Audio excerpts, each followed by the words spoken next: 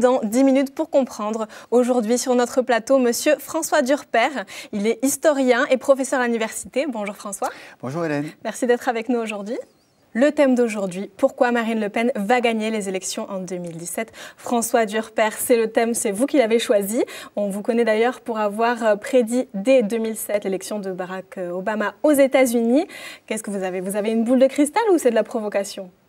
C'est pas de la provocation. C'est pas de la provocation. Je dirais même, prenons le problème à l'envers. Le Front National, depuis les élections européennes de 2014, de mai 2014, est le premier parti de France en nombre d'électeurs. Les chiffres, ils sont écrasants. 25% pour le Front National, 20% pour l'UMP, 14% pour le Parti Socialiste. Le Front National est donc plus de 10 points devant le Parti Socialiste. Or, depuis, il y a une sorte de déni du fait que la chef de ce parti pourrait gagner les élections présidentielles. Alors on se demande pourquoi ce parti pourrait gagner des élections qui ne sont pas conçues pour lui et pourquoi il ne pourrait pas gagner l'élection pour laquelle il a été conçu il y a 40 ans. Jean-Marie Le Pen a toujours construit un parti pour gagner les présidentielles et pas pour gagner des élections intermédiaires. Il y a eu un certain nombre d'articles qui ont contesté même le fait que ce parti soit le premier parti de France. Premier parti de France, c'était l'affiche du Front National que l'on voit. Cette affiche du Front National, ce n'est pas une propagande, c'est la réalité du premier parti de France en termes du nombre d'électeurs. Alors, que disent ces articles? Ces articles disent que ce n'est pas le premier parti parce que le premier parti, c'est l'abstention. Ou ce n'est pas le premier parti parce que ce n'est pas le premier parti en termes d'élus. Il y a encore trop peu d'élus. Ou ce n'est pas le premier parti en termes de militants. Tous ces articles disent la vérité. Ce n'est pas le premier parti en termes d'élus ou en termes de militants. Mais le fait de ne pas être le premier parti en termes d'élus, en termes de militants, ou le fait que l'abstention est le premier parti, ne va pas l'empêcher de gagner les présidentielles. Les présidentielles, ce n'est pas les sénatoriales. Il faut avoir un nombre d'électeurs et pas un nombre d'élus. Donc tous ces éléments-là m'incitent à penser qu'il y a plutôt du déni qu'au contraire une sorte de côté farfelu à prévoir l'arrivée de Marine Le Pen au pouvoir. Alors, dans les années 70, le Front National n'était qu'un groupuscule. Quels sont les facteurs qui font qu'aujourd'hui, ils sont pratiquement en position de gagner ? Il y a deux facteurs. Le premier facteur, il tient d'abord à l'affaissement des partis traditionnels, l'UMP et le PS. Alors, pourquoi l'affaissement de ces partis traditionnels? D'abord, il y a un déficit de résultats. On dit souvent le Front National, il grossit depuis la crise économique. Ce n'est pas tant la crise économique qui provoque la montée du Front National que l'impossibilité de résoudre la crise économique par les partis traditionnels. Le fort taux de chômage et le fait que ni Nicolas Sarkozy ni François Hollande n'a réussi pour l'instant à avoir de résultats dans ce domaine. Et puis il y a un déficit d'image, voire un effondrement d'image, c'est le nombre d'affaires de l'UMP et du PS. Citons par exemple le cas Cahuzac pour le Parti Socialiste ou Big Malion du côté de l'UMP. Ça, c'est le premier type de facteur. Après, il y a un deuxième type de facteur qui tient au Front National. C'est-à-dire que ce n'est pas seulement un vote de contestation ou de rejet des partis traditionnels, c'est aussi un vote d'adhésion. Parce que la crise économique n'a pas fait monter l'extrême gauche, elle fait monter le Front National. Alors, ça tient à quoi? D'abord, le Front National, il faut voir ce qu'il y a dans le mot Front National. Il y a le mot nation.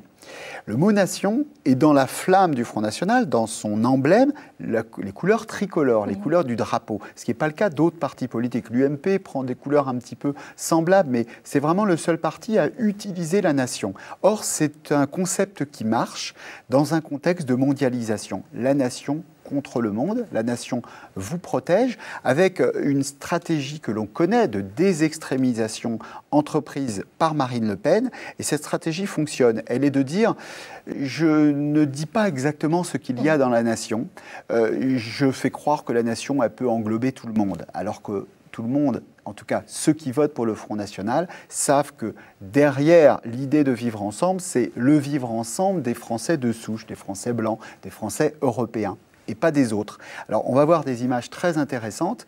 C'est les images, en fait, d'un slogan qui maintenant est bien connu. On est chez nous! On est chez nous! On est chez nous! On est chez nous! On est chez nous! On est chez nous! Vous voyez, ce slogan « On est chez nous », On est chez nous, c'est un slogan que l'on retrouve à chaque fois que Marine Le Pen prend la parole ou qu'un membre du Front National prend la parole dans un meeting du Front National. Alors, deux choses. La première, c'est quand un parti est capable de générer un slogan populaire repris par tous ses militants. On a connu ça à l'époque d'Obama, le Yes We Can. C'est très différent du On est chez nous, mais ça montre une adhésion à quelque chose. Et le On est chez nous, il est très complexe. Le On est chez nous, qui est le on ? Alors personne ne va dire ce sont les Français blancs. Et surtout, qui sont ceux qui ne sont pas chez eux ? Si on posait la question à Marine Le Pen, elle répondrait ceux qui n'aiment pas la France. En réalité, pour ceux qui le prononcent, c'est les Noirs, les Arabes, les musulmans. Mais ce n'est jamais dit. Donc il y a une stratégie qui est payante de ne pas dire réellement, véritablement, ce qu'est le parti depuis l'origine. C'est-à-dire un parti qui fonctionne sur l'exclusion d'un certain nombre de Français, mais qui aujourd'hui est un parti totalement correct et dont les slogans gardent leur force, mais sans véritablement le dire. Alors, est-ce que ça veut dire que les Français adhèrent majoritairement aux idées du Front National ? Peut-être pas tous les Français, mais en tout cas les sympathisants de droite. Il y a un sondage important d'Odoxa de décembre dernier, de décembre 2014, qui montre que la lutte contre... On demande simplement aux Français quels sont les sujets les plus importants, les priorités.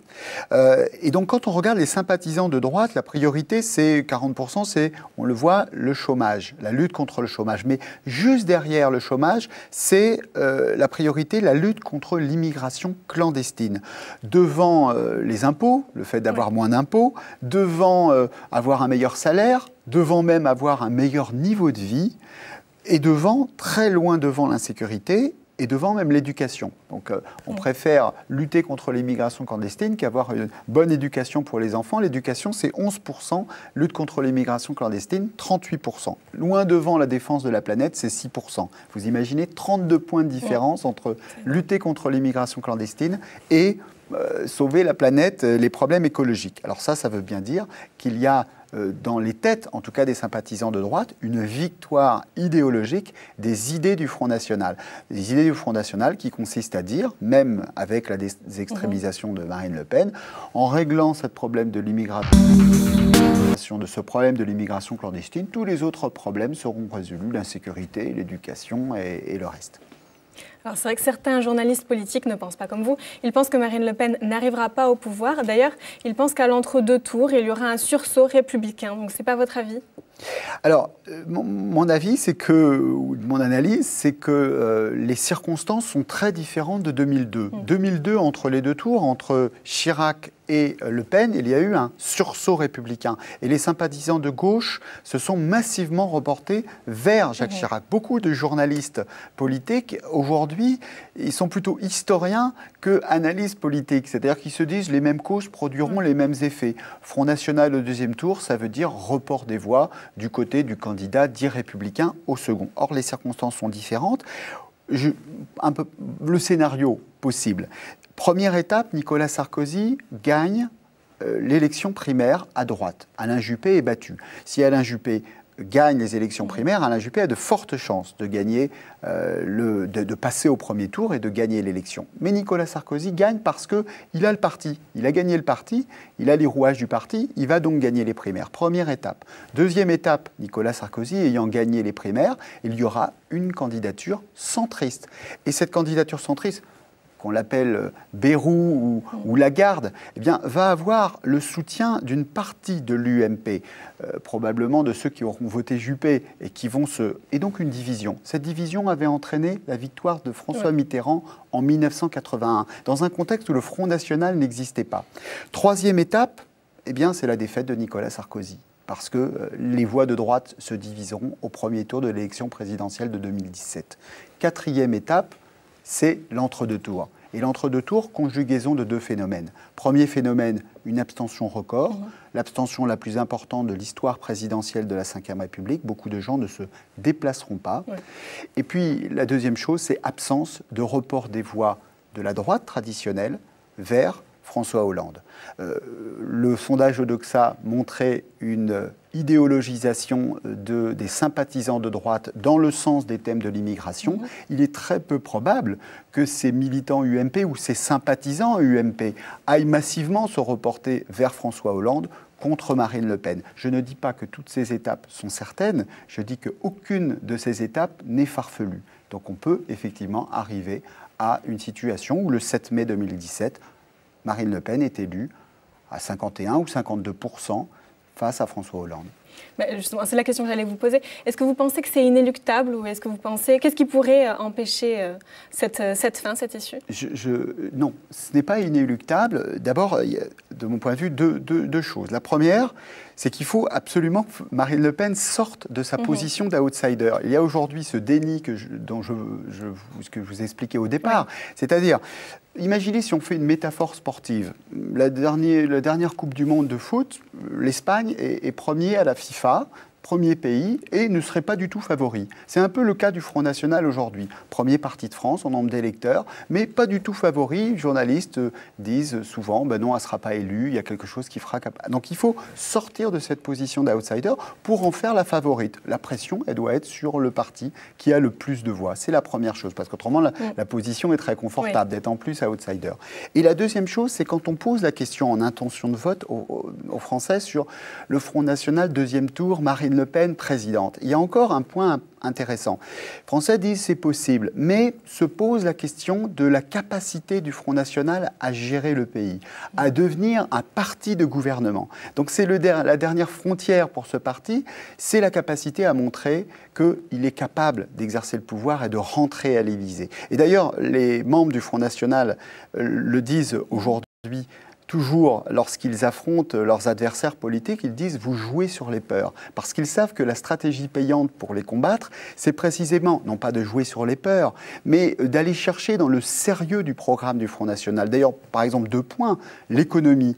Qu'est-ce que provoquerait réellement la sortie de l'euro? Là, il faut le dire. Il ne faut pas dire Marine Le Pen est méchante, il faut dire en quoi elle a tort sur l'aspect économique. Puis un deuxième point, c'est par exemple cette fameuse aide médicale d'État. Vous savez, cette aide médicale d'État qui bénéficie aux immigrés qui peuvent être même clandestins. Aide médicale d'État, le Front National n'en veut plus. Est-ce que le Front National s'appuie sur des études précises médicales pour dire, eh bien, en enlevant cette aide médicale d'État, il n'y aura aucun risque de pandémie? Aller chercher le Front National sur ces thématiques-là. Et donc c'est l'horizon, c'est est-ce que le Front National sera capable de démontrer son sérieux pour gagner les élections présidentielles de 2017. C'est la dernière inconnue du scrutin de 2017. Et vous avez vu ce qui s'est passé en Grèce. Tsipras, il y a encore quelques mois, on disait mais jamais Tsipras ne pourra gagner les élections en Grèce. Eh bien, à quelques mois, il a dit « je ne sortirai pas de l'euro ». Paris vaut bien une messe, la Grèce valait bien cette promesse électorale, et les Grecs eh bien, ont voté pour lui. Que se passerait-il si Marine Le Pen disait à quelques semaines du premier tour des élections présidentielles ou entre les deux tours, eh bien la sortie de l'euro, ce sera les Français qui le décideront par référendum. Est-ce que ça ne ferait pas pencher la balance du côté finalement d'un parti respectable qui demandera aux Français la sortie après des discussions, des échanges et l'avis de tous les économistes? Voilà l'horizon et voilà la clé du scrutin de 2017. Mais merci beaucoup François Durper pour ces pronostics. Nous gardons les images et on vous remontrera la vidéo juste après l'élection pour voir si vous aviez eu raison. Merci à vous de nous avoir suivis. N'hésitez pas à réagir sur le sujet de cette émission avec le hashtag 10MPC. Passez une agréable semaine sur FDM TV et gardez bien les yeux ouverts.